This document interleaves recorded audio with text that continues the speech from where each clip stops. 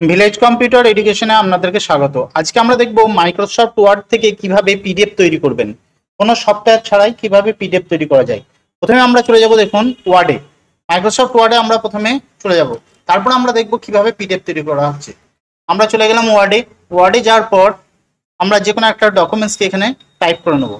তো এখানে জুমটা একটু কমিয়ে নিলাম 100। এরপরে এখানে একটা যে কোনো একটা র্যান্ডম আমি এটা লিখে নিলাম। এটাকে যদি আমি পিডিএফ তৈরি করি, কিভাবে তৈরি করব?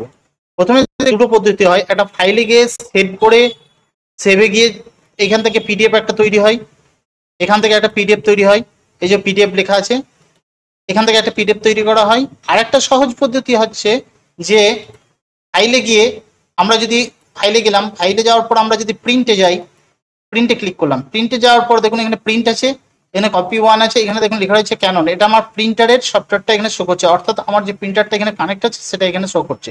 এখানটা যদি আমি ক্লিক করি, দেখুন একটু নিচে দিয়ে চলে আসি, এখানে লেখা রয়েছে দেখুন মাইক্রোসফট প্রিন্ট টু পিডিএফ।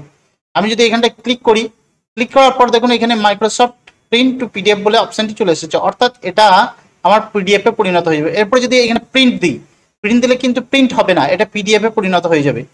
এটা যদি আমি প্রিন্টে ক্লিক করলাম, ধরুন ক্লিক করার পর দেখুন এখানে সেভ চাইছে, আমরা একটা সেভ করে নেবো, ডেস্কটপে একটা সেভ করে দিচ্ছি।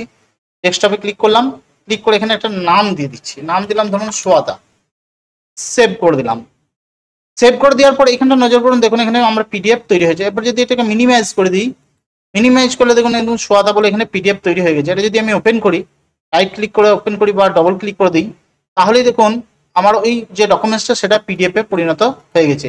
এইভাবে মাইক্রোসফট ওয়ার্ড থেকে ডাইরেক্ট আমরা পিডিএফ তৈরি করতে পারবো। এবং বাংলা যদি লেখা থাকে, বাংলাতেও এখান থেকে যদি আমরা পিডিএফ করি, এখান থেকে যদি রাইট ক্লিক করে মানে প্রিন্টারে যে এখানে পিডিএফ যে প্রিন্ট করি, তাহলে বাংলা ওয়ার্ডগুলো কোনো উল্টো পাল্টা লেখা আসবে না, প্রিন্ট হয়ে যাবে এবং পিডিএফ তৈরি হবে। কিন্তু যদি আমরা সেভ থেকে পিডিএফ বানাই, এখানে যদি সেভে পিডিএফ বানাই, তাহলে কিন্তু এখান থেকে যদি পিডিএফ বানাই, তাহলে বাংলা যদি লেখা থাকে, লেখাগুলো সব উল্টো পাল্টা অক্ষর চলে আসবে, অর্থাৎ ফন্টটা চেঞ্জ হয়ে যাবে।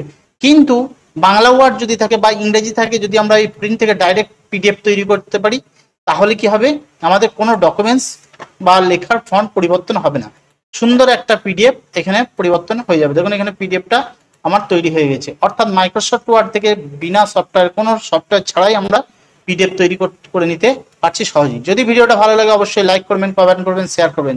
চ্যানেলে নতুন হলে চ্যানেলটি সাবস্ক্রাইব করবেন, আর ফেসবুক থেকে যারা দেখছেন পেজটিকে ফলো দিয়ে রাখবেন। ভিডিওটা দেখার জন্য আপনাকে অনেক অনেক ধন্যবাদ।